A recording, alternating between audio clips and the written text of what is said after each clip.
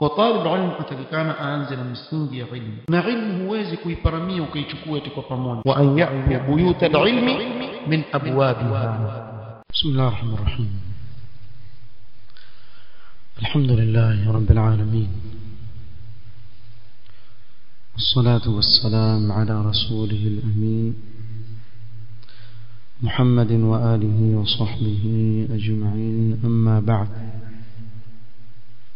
leo ikiwa ni tarehe 6 mwezi wa Shawwal mwaka wa 1442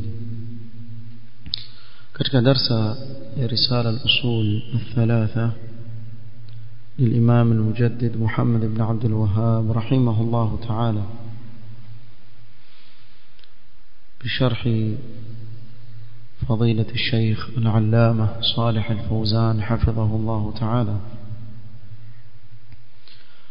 رفكية قول المصنف رحمه الله قال: وبعد العشر عرج به إلى السماء وفرضت عليه الصلوات الخمس وصلى في مكة 3 سنين.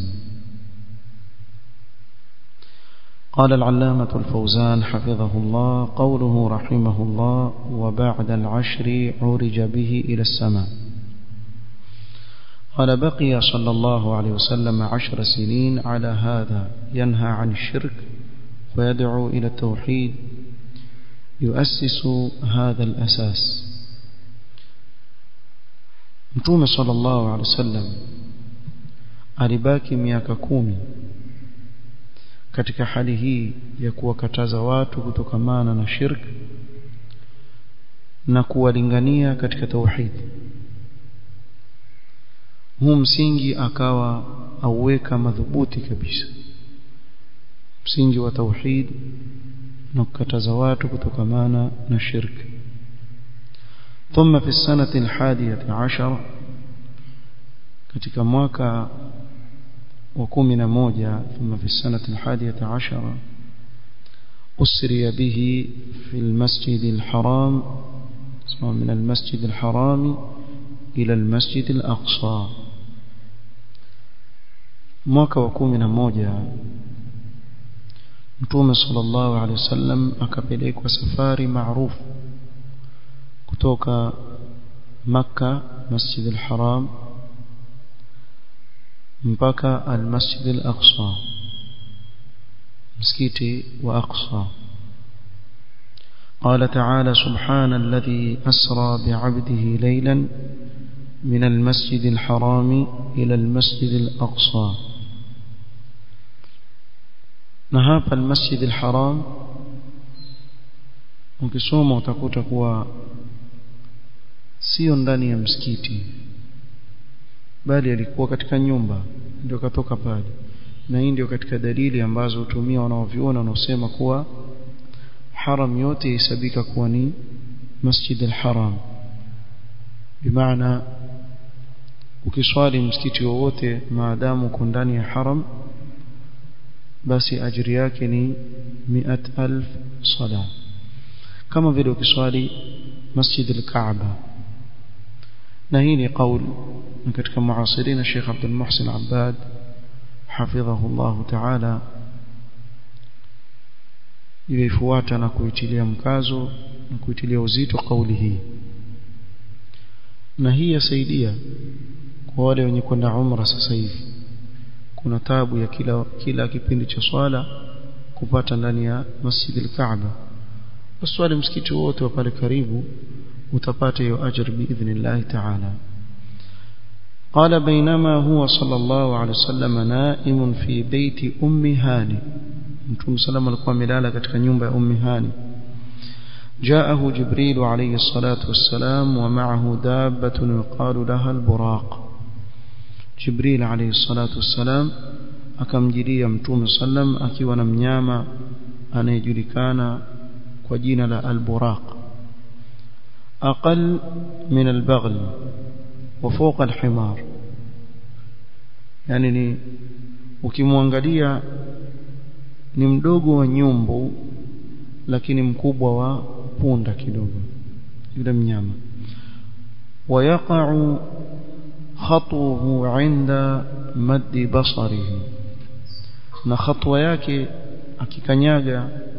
akanyaga upeo wa macho yake pale anapofika bimaana akinyosha miguu yake kama vile mnyama anapotembea ile sehemu ya khatwa ya pili ni pale mwisho anapoona na macho yake bimaana atakuwa yuenda kwa kasi sana فأركب عليه السلام عليها عليه الصلاة والسلام وذهب به إلى بيت المقدس في الليل Mtume sallam akapandishwa juu ya buraq kisha yule mnyama akaenda na Mtume sallam mpaka Baitul Maqdis wakati wa usiku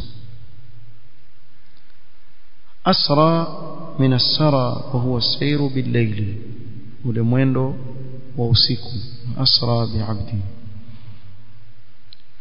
وهذا من خواصه صلى الله عليه وسلم من معجزاته عليه الصلاة والسلام katika muujiza aliyopewa mtume wetu sallallahu alayhi wasallam فالتقى هناك مع الانبياء في بيت المقدس katika بيت المقدس mtume sallam akakutana na mitume wengine na hii ni kwa uwezo wa Allah subhanahu wa ta'ala akalijalia hili jambo liwe kama alivyotaka yeye akakutana na mitume wote ثم إنه صلى الله عليه وسلم عرج به إلى السماء kisha mtume sallallahu alaihi wasallam baada ya safari yake ya al-Isra safari inayofuata ni al-Mi'raj al-Isra ni kutoka Makkah mpaka Baitul Maqdis al-Mi'raj ni kutoka Baitul Maqdis kwenda juu mpaka mbingu ya saba يعني رفع من بيت المقدس إلى السماء بصحبة جبريل akiwa suhubiana na kufuatana Jibril ومعنى العروج الصعود kupanda المعراج كما نن عروج kupanda juu فأسري به من مكة إلى بيت المقدس وعرج به من بيت المقدس إلى السماء وكسكال الإسراء والمعراج إسراء ni safari ya kutoka Makka mpaka Baitul Maqdis kisha al-Mi'raj ni safari ya kutoka Baitul Maqdis ila samaa as-sabi'a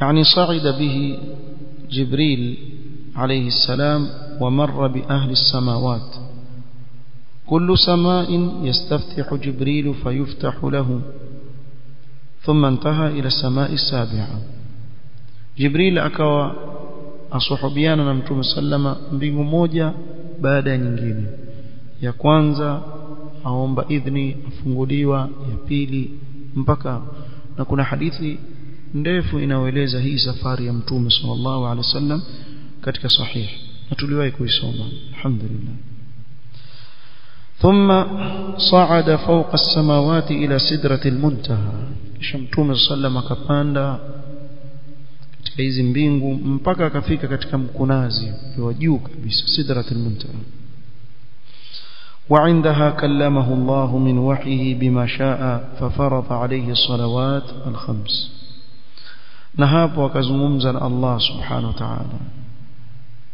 kwa kile alichokitaka Allah subhanahu wa ta'ala akafaradhishiwa swala 5 na hii ni katika dalili ya kuwa Allah yuko wapi yuko juu Allah yuko juu kila mwaka ahlul bid'ah kutusumbua na kelele leo usiku wa miraji leo na haijulikani ni usiku gani بالضبط ni usiku gani Allahu a'lam tarehe ngapi litokee litukio Allahu a'lam hatujui sasa lakini tuamini litukio litokea tarehe Mtume sallam akutaja tarehe wala masahaba wako kushughulikia tarehe yake sasa lakini katika funzo kubwa ambalo mtatakikana mpate nyinyi kuwa Allah yuko juu so Mtume sallam alikwenda mpaka juu akazungumza na Allah subhanahu wa ta'ala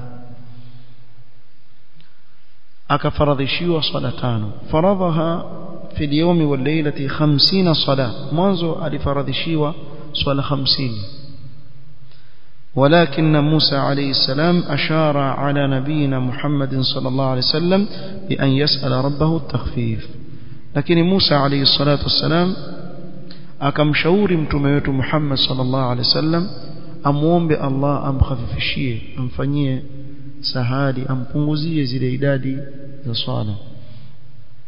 fa inna ummatahu la tutiqu 50 salah fi al-yawm wal-layla, umma wake hawawezi kuswali swala 50 katika mchana na usiku, hawawezi. hizi tano pia Musa alayhi salatu wassalam alikuwa yumshauri mtume sallam, nenda kamuombe takhfif, lakini Allah subhanahu wa ta'ala mtume sallam akamwambia astahi na una haya kwenda tena. Asema hapa fama zala rasulullah sallallahu yuraji'u rabbahu, mtume sallam hakuacha kila wakati kurudi kwa Mola wake, yasaluhu takhfifa hatta intahat ila 50, amuomba takhfif mpaka zikabaki ngapi? 5. فقال الله عز وجل كما في حديث الإسراء والمعراج، الله سبحانه وتعالى كما يلي في حديث الإسراء والمعراج كسمة أمضيت فريضتي وخففت عن عبادي وأجزي الحسنة 10. خلاص imepita amri yangu, nimewafaradhishia sala 5 na mimi nalipa jema moja kwa 10, kwa hivyo 5 itakuwa ni ngapi? 50. kwa swali swala 5 lakini wapewa malipo ya swala 50. hii ibada ya swala peke yake kwa ukubwa wake na utukufu wake Allah subhanahu wa ta'ala amemfaradhishia mtume wake sallallahu alaihi wasallam yeye mwenyewe bila kupitia kwa Jibril alayhi salatu wassalam, yeye mwenyewe, jambo ambalo leo wengi katika watu wazembea nalo. Wengi katika watu, nitizameni mfano, tunao mfano mzuri. Juzi, hata si wiki, haijapita wiki moja Ramadhani, hapa msikiti salatu al-fajr ulikuwa kijaa mpaka mwisho. Hapa msikitini salatu al-maghribi, Allahu akbar, hakuna nafasi, mpaka nje watu waswali salatu al-maghrib. Jana hapa tumeswali magharibi hodi ndani peke yake, magharibi hapa ndani, tena hiyo pamoja na social distance. Siwaambii safu zimewekwa hivi, watu wako mbali mbali kwa hili janga lilokuja, na hivyo hapa ndani hapa kuja. na sasa hivi sisi tuzoma kwa al-Isra min al-Masjid al-Haram ila al-Masjid al-Aqsa, na wajua sasa yanayojiri katika Masjid al-Aqsa na dhulma wanaoifanya Mayahudi. Na kushangaza hawa ambao hawaswali, wengi hawaswali alfajiri na jamaa, ndio kwenye maandamano utawaona. Wewe wataka kuswali Aqsa, msikiti wa jirani yako wenyewe huswali. Mwanzo ungeanza kuswali kwako hapo, ukakuza imani yako kisawa sawa. Allah akileta nusra yake, waislamu wakiupata Masjid al-Aqsa, utaweza kwenda kuswali. Sasa wewe msikiti ule uko karibu yako huswali, wewe njanga kubwa kuliko Masjid al-Aqsa kuchukuliwa na kufaru. Huswali, muislamu huswali. Sallallahu alaihi wasallam. Najua hawapendi watu wengine kuambiwa hivi. Kuna wengine watu wana na maneno ya mafumbo na nini, watu wengine eti ukizungumza hivi wewe waunga mkono Mayahudi. Allah yuwajua kile kilichoko katika nyoyo za watu, lakini hata pia katika da'wa si hawa. Kwa mfano nitawapa, kuna mmoja alikwenda Amerika akarudi, khutba hatupumui, hakadha alamatni Amerika Mombasa hii. Amerika imenifundisha nini? Dhulma. Inkufundisha nini? Kibr na ghatrasa na dhulma almuslimin. Yani wadanganywa na madhahiri ya kufar. Sisi hatukudanganyika wakati huo, na wala Allah hatujalia tudanganyike maadamu tuisoma akida yetu, tunajua nani maadui zetu. Sisi tusoma katika Qur'an, la tajidanna ashadda an-nasi adawatan lilladhina amanu al-yahud, wala hilo litafutika katika akili zetu wala nyoyo zetu. Twajua kuwa hawa ni maadui. Si nyinyi walipouao waislamu katika ile nchi siku ya Ijumaa, siku zile, nchi gani ninasahau jina, itwaje nchi Australia ama wapi New Zealand kuna yule kafiri aliingia msikitini akawapiga risasi waislamu bila kosa lolote ndani ya msikiti akawaua wale waua. Ndivyo ilivyo kiongozi wa nchi ile akatoka kuwa hili jambo alisimanga. Wewe watarajia nini kiongozi wa nchi akae aseme kimya sawa sawa ilivyofanywa? La, atatoka aseme hili jambo si sawa. Siku litoka watu hapa laisu sawa, tafsiri ya aya ikabadilishwa, wakatukanwa viongozi wa nchi za Kiarabu, hawakubakishwa, wanshindwa na mwanamke kafiri, mwasema makafiri lakini bora kuliko la ilaha illa. Ili tufanye hapa tuzungumze, mkumbuka nafikiri vizuri. Kisha hawa leo ajabu ndio wajua kumbe wale maadui zao. Sisi tulikuwa tunajua zamani, alhamdulillah. Qur'ani iko wazi, ya ayyuhalladhina amanu la tattakhidhu alyahuda wan-nasara awliya ba'dhum awliya'u ba'd. Allah shawaambia huko nyuma, amewaambia, lakini ni wangapi wanaozingatia haya? Watoto wa Kiyahudi katika mashule yao wafundishwa kuwachukia Waislamu, sio mafahamu. Mpaka akija mwalimu akitaka kuwatahini anambia, wewe ukimpata Muislamu utamfanya nini? Yule mtoto asema nitamuua. Very good. Na wewe ukimpata utamfanya nini? Na mimi nitampiga hivi. Sasa msiende mbali, nendeni kwa watoto wetu. Haya, wasemaje kuhusu Mayahudi? Ndugu zetu. Usiwe chuki, usifanye chuki. Aina aqidatu alwala walbara? Sisi hatusemi kwa wewe kama wao uue, tukwambia hivyo. Lakini si watoto wetu wanaovaa matishati ya mipira ya majina ya wachezaji ambao asili zao Mayahudi. Messi nani? Messi si Yahudi yule? Hawavai vijana wetu mafulana wakaja misikitini hapa kuswali na majina ya Mayahudi kwenye mgongo yao yabeba.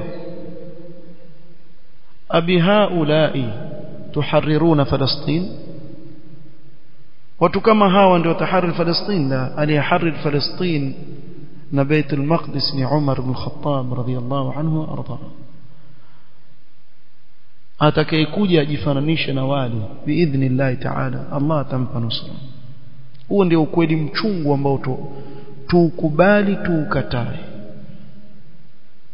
Wapenda hupendi, wallahi nusra haitakuja isipokuwa sisi tukirudi katika dini ya Allah subhanahu wa ta'ala kikweli, tukawa kweli katika hilo. Hutamuona mtu anayejielewa eti abeba jibango.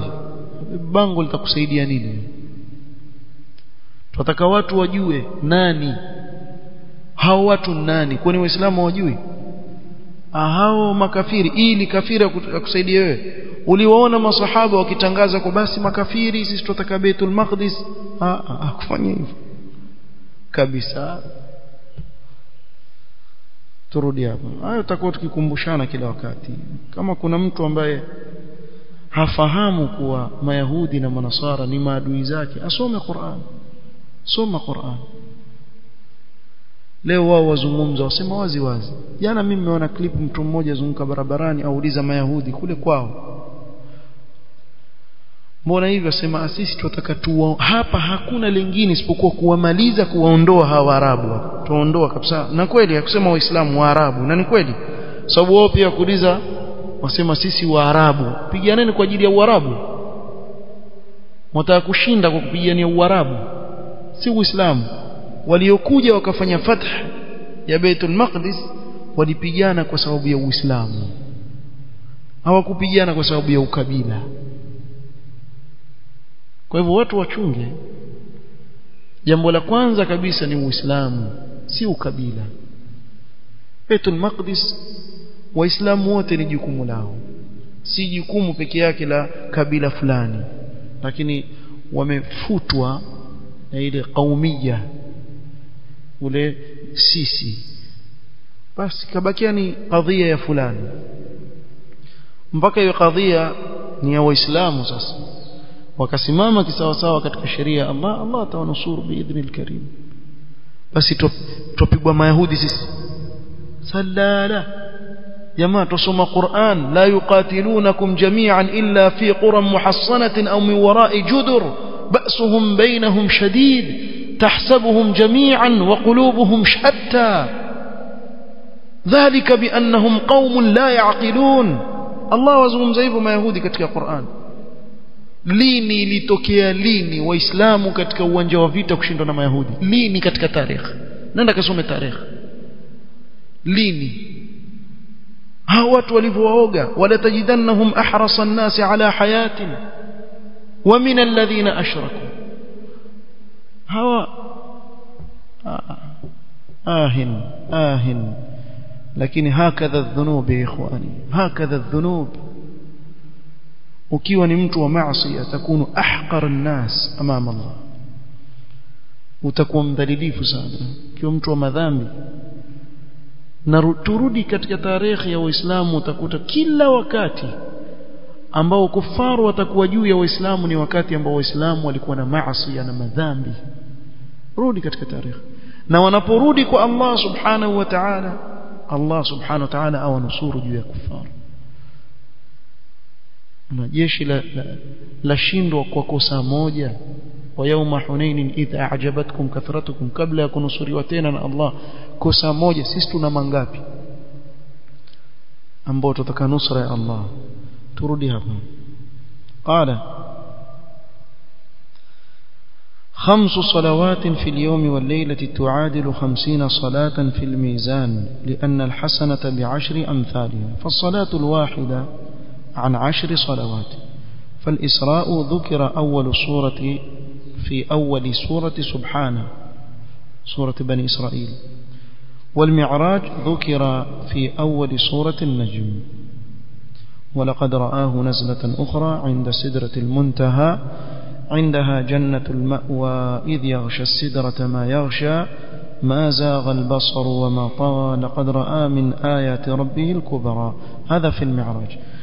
الإسراء imetajwa katika suratul Isra, inajulikana kama suratu Bani Israil, na al-Mi'raj imetajwa katika suratul Najm. Suratul Najm Allah subhanahu wa laqad ra'ahu nazlatan ukhra, hapa azungumzia kuhusu safari yake ya al-Mi'raj. ثم إنه نزل من السماء إلى بيت المقدس، kisha Mtume sallam kutoka mbinguni akashuka tena Bait al-Maqdis. ثم إنه رجع إلى مكة في ليلته, kisha akarejea Makka katika usiku ule ule mmoja. فلما أصبح أخبر الناس بذلك, Mtume sallam alipokumbukiwa na asubuhi akawajulisha watu kuwa mimi jana usiku nimepelekwa safari hivi na hivi na hivi. المؤمنون زاد إيمانهم, وأميني إيمانيا وكزيد. وأما الكفار فزاد شرهم, أما كفار قريش وكزيد شرياهم. وفرحوا بهذا وراحوا يشهرون به, وكفريا sana ili jambo. Ikawa waenda kwa watu, msikia bwana mpya leo tunletewa. Jamaa usiku mmoja ankwenda kutoka hapa mpaka hapa na hapa mpaka hapa, kisha akarudi kwenye usiku huo mmoja. Ikawa fanya nini? Wazungumza hizi habari huku wakifurahia, ili watu wamuone kuwa Mtume sallam pengine amezungumza uongo kwa madai yao. كيف يزعم صاحبكم أنه ذهب إلى بيت المقدس ورجع منه في ليلة واحدة؟ bwana mwenzenu adai kuwa amekwenda kutoka Makka mpaka Baitul Maqdis, akaenda juu mbinguni akarudi kwa usiku mmoja. ونحن نضرب أكباد الإبل إليها شهرا ذهابا وشهرا إيابا, sisi tuenda na ngamia mwezi mzima kwenda mwezi mzima kurudi. يقيسون قدرة الخالق ويقيسون قدرة الخالق بقدرة المخلوق, وبما uwezo wa muumba na uwezo wa viumbe. فكان الإسراء قال فكان الإسراء والمعراج امتحانا من الله عز وجل للناس. ikawa الإسراء ni mtihani kutoka kwa Allah kwa watu. فالمشركون زاد تندرهم وشرهم وتنقصهم للرسول صلى الله عليه وسلم, والمؤمنون زاد إيمانهم. huku pande wa makafiri wakazidi kufanya istihzaa na Mtume sallam na wakazidi shari yao kwa Mtume sallam. upande wa waumini imani yao ikazidi kwa Mtume sallam. فلهذا لما قال المشركون لأبي بكر الصديق رضي الله عنه انظر إلى صاحبك ماذا قال, Abubakar Siddiq alikuwa hajapata habari, wamemfuata, huyo ndio yuko karibu na yeye, sio haya wasikia bwana mwenzako asema nini, semaje? Qala madha qala, ansema nini? قالوا يزعم أنه ذهب به إلى بيت المقدس وعرج به إلى السماء وإنه جاء في ليلة واحدة. adai kuwa amechukuliwa akapelekwa Baitul Maqdis, akapelekwa juu mbinguni, akarejeshwa katika usiku mmoja. Qala Abu Bakr in kana qalahu fahuwa kama qala radiyallahu anhu arda, ikiwa amewaambia hivyo basi ni kama alivyowaambia, ni kweli kabisa hilo limetokea. Laqad sadaqa, amesema ukweli. Qalu kaifa dhalika, Quraysh wamuuliza wewe vipi utaamini vipi? Qala ana usaddiquhu fima huwa a'zam min dhalika, mimi namuamini kwa kubwa zaidi kuliko hilo, wacha hilo dogo. ana usaddiquhu fi khabari as-samaa yanzilu alayhi fa kayfa la usaddiquhu fi al-isra ila bayt al-maqdis, mimi namuamini aniambia apata habari kutoka mbinguni, nyinyi mwaniambia Baitul Maqdis, wapi mbali, juu kule ama hapa? Aniletea habari mimi kutoka kwa Allah subhanahu wa ta'ala, mmoja kusema Baitul Maqdis hapa tu. Na hapa ni kuwa ukiweka katika mizan kuwa huu ni uwezo wa nani? Wa Allah subhanahu wa ta'ala, alladhi ala kulli shay'in qadir. Tofauti kabisa na yale madai wanaoyadai maQuraish. وهذا بقدرة الله عز وجل لا بقدرة الرسول صلى الله عليه وسلم، إنما هو بقدرة الله عز وجل.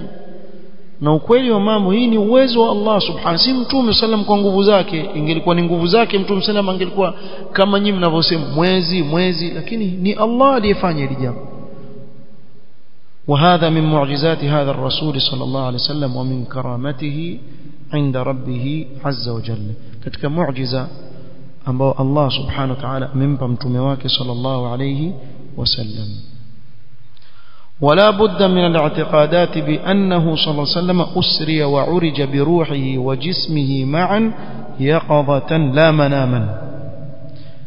ni wajib kuitakidi katika mambo anayoitakidi muislamu, ni wajib kuitakidi kwa mtume sallam safari yake al-Isra al-Mi'raj alikwenda kwa roho yake na kiwiliwili chake akiwa macho, si ati amelala.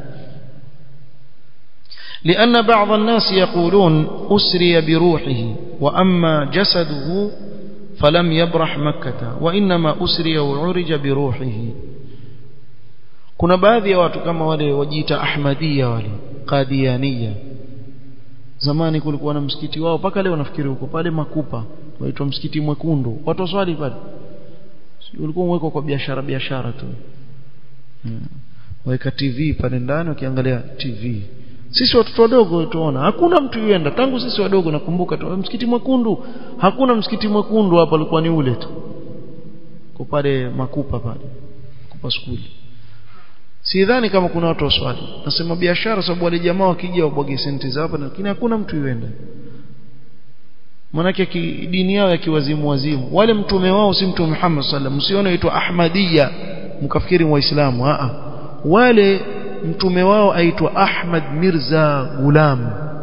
Ahmad Mirza Ghulam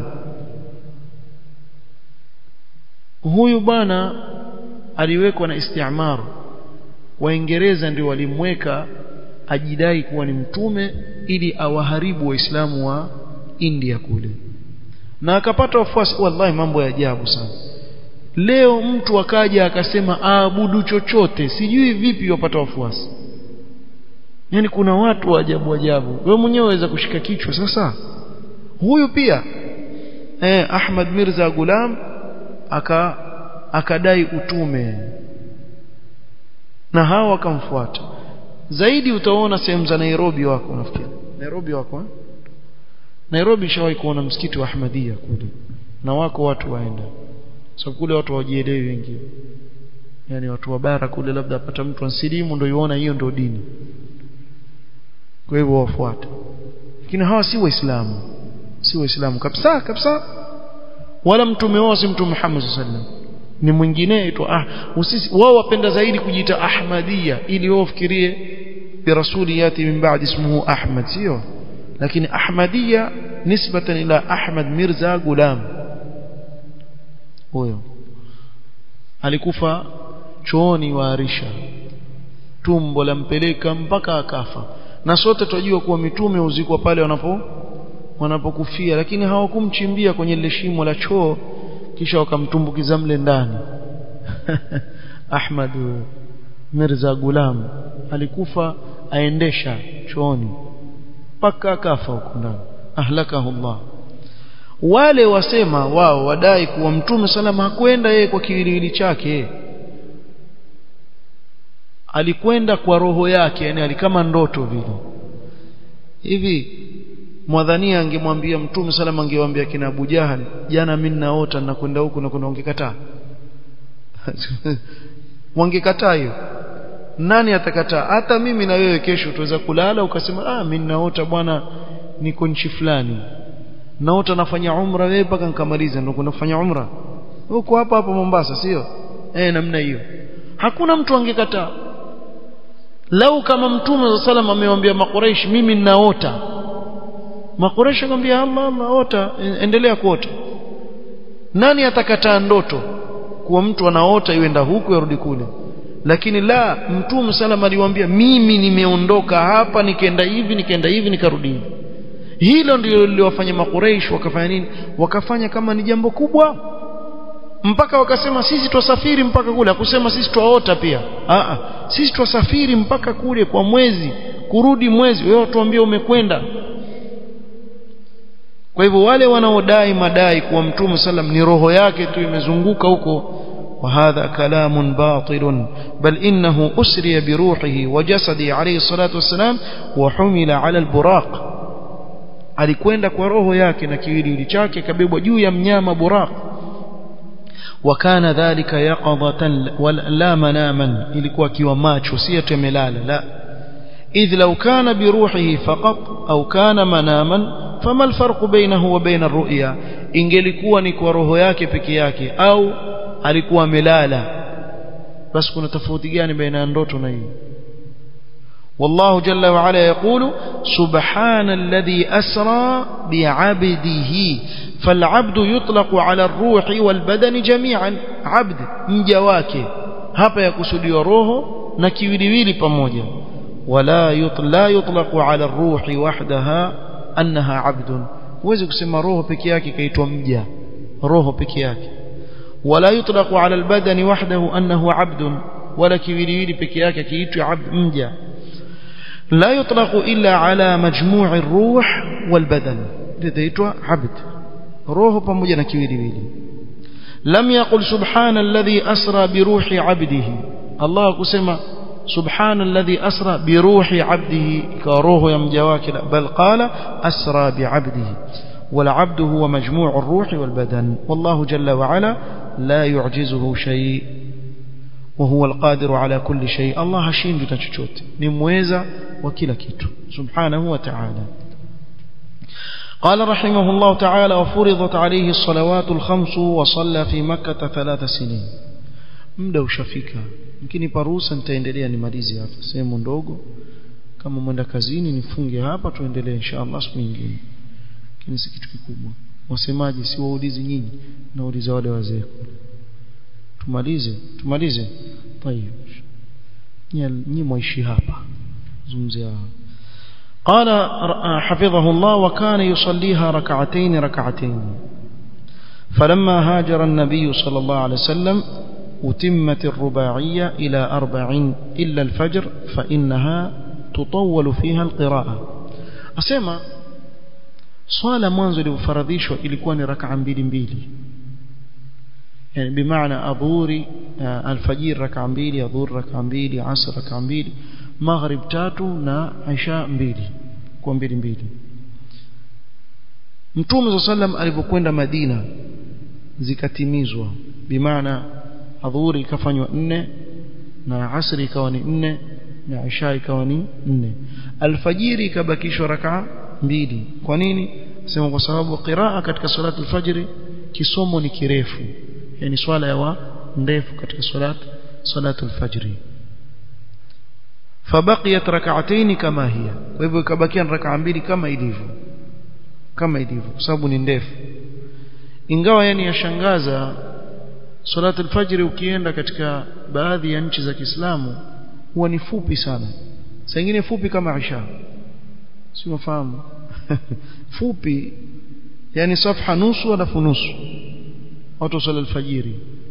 Ama ikienda sana moja alafu nusu, safha moja hivi alafu nusu, na ikirefushwa jamaa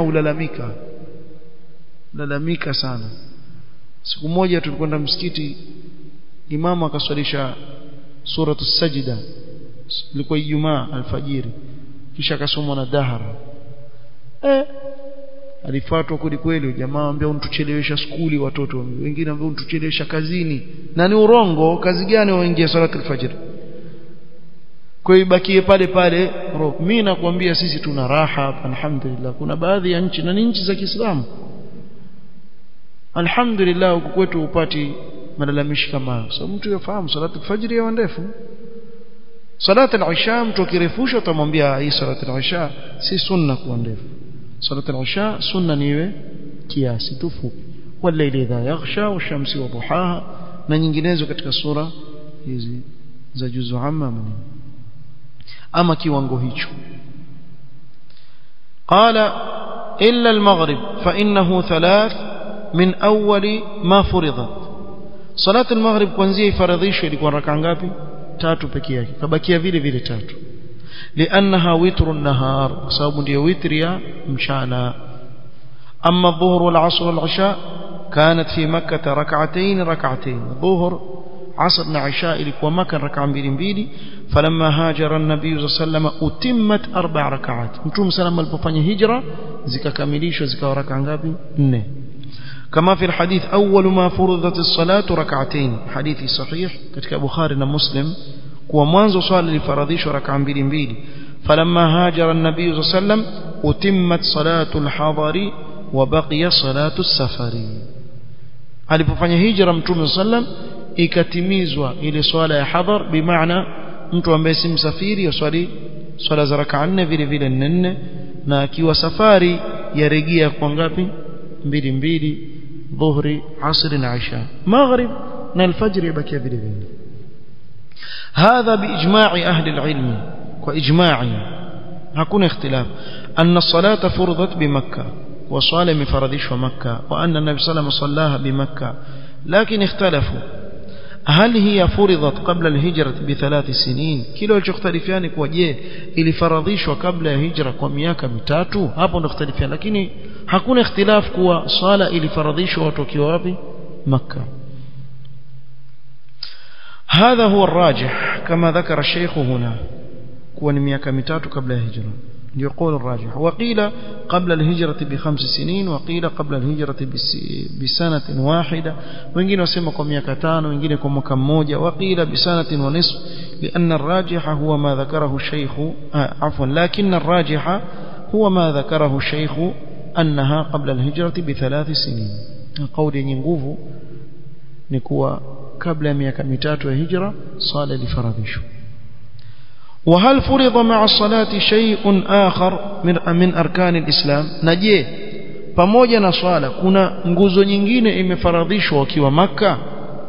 هذا محل خلاف بين العلماء، منهم من يرى أن الزكاة فرضت أيضا بمكة، وإنما بينت أنصبتها ومقاديرها وأهل الزكاة في المدينة، أما أصل فرضيتها فهو في مكة. وسمع wapo katika wanaovioni mختلفiana, lakini wapo katika wanaovioni wanaona kuwa zaka ilifaradhishwa wakiwa Makkah, lakini ikabainishwa nisabi yake na kiwango cha zaka na wale wanaostahili kupewa zaka ikabainishwa wapi?